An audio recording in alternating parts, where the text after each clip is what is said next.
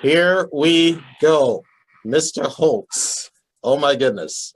After 2.5, 3 years, Yeah. we finally meet and joining forces on a podcast, long anticipated podcast. It's episode 39 of the Read Method Insider podcast. As I'm joined from BC, Fairmont, BC tonight, with friend, fellow Jamaican, Mr. Ryan Holtz. Welcome to the Yes, show. sir. Thank you so much for having me.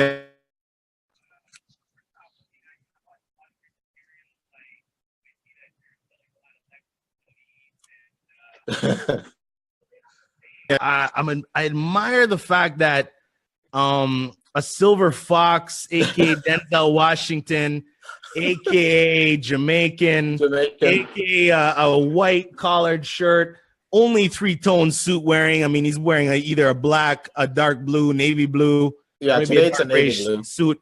Has this ability to not only be open-minded to technology, but also be open to change. So I really admire what you're doing, Everald, and I just want to say thanks for having me on the show. Well, the feeling's definitely mutual because we connected, like I said, to the audience 2.5, 3 years ago after I published my book and noticed you on LinkedIn, where there's a lot of great minds, folks. So make sure you're connected. If you're a professional, you're connected on LinkedIn because that's where you find great thought leaders and innovators such as Mr. Ryan Holtz here. So as we get into this episode 39 tonight is about the future of the automotive industry and sales in North America. Now, as someone who's been involved in the automotive space for over 2 decades, witnessed numerous changes, innovations, milestones since 1989 when I started, if you can believe that. From the first vehicles with single airbags, the innovation of Bluetooth or integration of Bluetooth into automobiles, the cell phone, computers, software. I remember when our dealership had one computer, back in the day, working leases manually. Now we have software, and what's this internet crap where people have to go on shopping online and then, so it's come full, and I've been fortunate to witness a lot in the automotive industry. And no, folks, I'm not old. Okay, I'm still in my 40s. I just started very young. But the changes and advancements today, are coming today at an even faster pace. And I wanted to get somebody on the show, not only that's well versed in technology, that's enthusiastic, that can actually explain this stuff way the hell better than I can, to join me tonight. And it happens to be a fellow Jamaican. Yes, and we need the air horns on this. Boom, boom, boom, boom. I can't keep a good man down. Boom. Man, we got to get those air horns. Boom, boom, boom, boom. You've got the engineer in the studio tonight. Boom, boom, boom. Good job, everyone.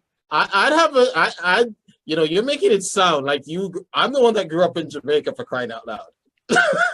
I was born in Canada, and yes, you're definitely on the, I guess, more Jamaican than me in terms of being birthed. Well, but my birth certificate definitely says Canada, but man, I love Jamaica. Oh God, I love both countries. I love them all.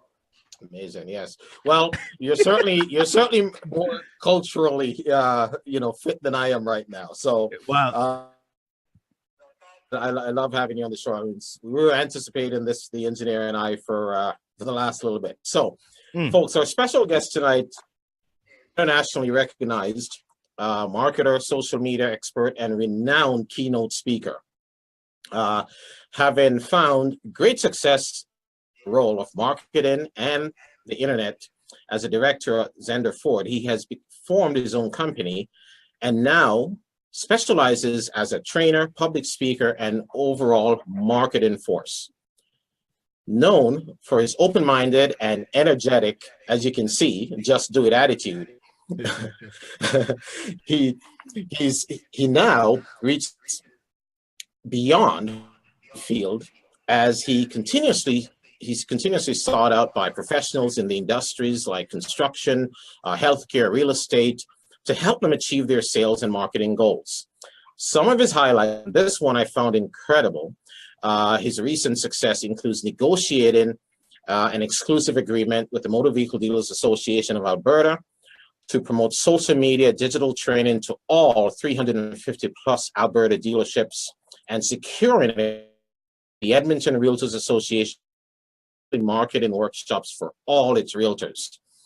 He was most responsible for getting his dealership to be the first ever automotive dealership featured along Barack Obama on Twitter. Okay, folks, that's a big deal. Side by side, and as a result,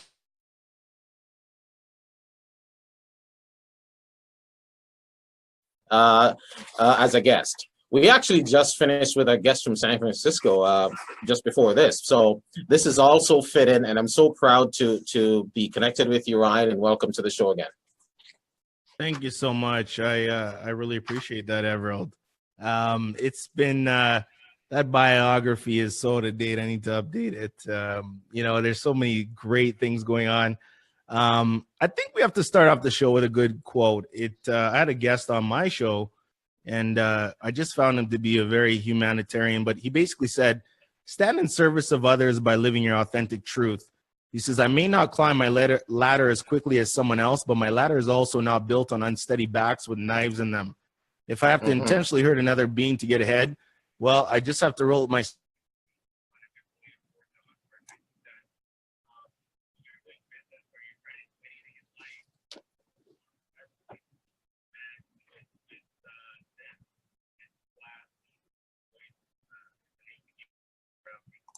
Yeah, it's certainly been long enough that we get together.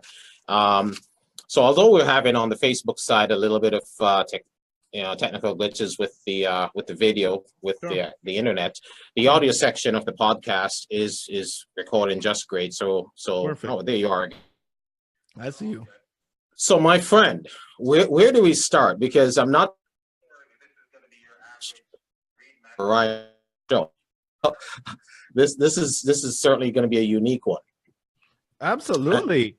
I think again, I think if you kind of going back into the automotive journey, and I think the biggest thing when it comes to automotive specifically is, and a lot of people constantly ask me the question is, Ryan, how did you find the niche of the automotive industry? And I said, I didn't really find the niche. It kind of found me, to be honest with you.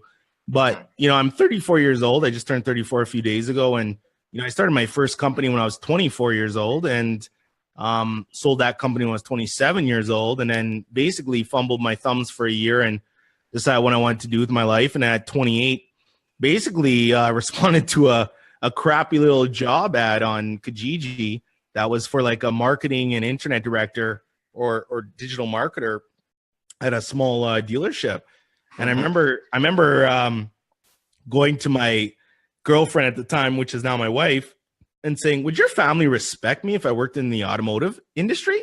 And the reason I said that, Everett, is because, as a customer, I didn't have a really good opinion of the automotive industry. I found a lot of the dealerships to be, really not, for lack of better words, cheesy, just very, my personal dealings in the automotive dealership were not good. I always felt that, they're trying to take me for a ride. And I know you're selling Lexuses and you refer to customers as guests.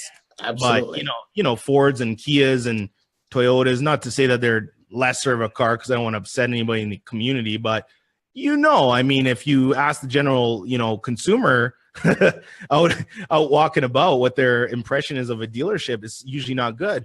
They took a somewhat negative. Yeah, it's usually somewhat negative. And they're kind of, one step below Revenue Canada and some, Canadian mind, right? And welcome to the Reed Method Podcast. That's a good one. Welcome to the Reed Method Podcast and the Rhino Show podcast on this one, because we are not going to, forge any punches on this show. And I'm going to we're not holding anything back tonight. So, that's kind of where it landed. So, long story short, I went in for an interview at the dealership, and I was very honest with the owner. And man, I will definitely say this, and he's not my boss anymore because I'm my own boss, but he's a great guy because he basically said, I had a candid conversation. I told him my opinion of the industry, and I told him I have no automotive experience. I'm not well versed in specific models or makes or trims. Or if you told me, hey, Ryan, go take an up, I'd tell you, hey, Everett, what's down? Like I know I was a green pea to green pea could be ever. So, and he just said, Ryan, I really like that about you, but I love the fact that you had a business background, marketing background. You're hired. And I have to say, and I've really walked into a lot of dealerships since then, but he had the audacity to give me the keys to the VIP. He said, you know what? Here's what we can spend per year on our marketing. I trust you. Work your magic. And the rest was history. Wow. That's just amazing, where someone gives you the trust, or you earn the trust, rather, just by how you came across right off. That's very impressive, Ryan. So I can see now how you've been able to garner respect and the success in the auto industry as compared to 5 to 10 years ago. What would you change?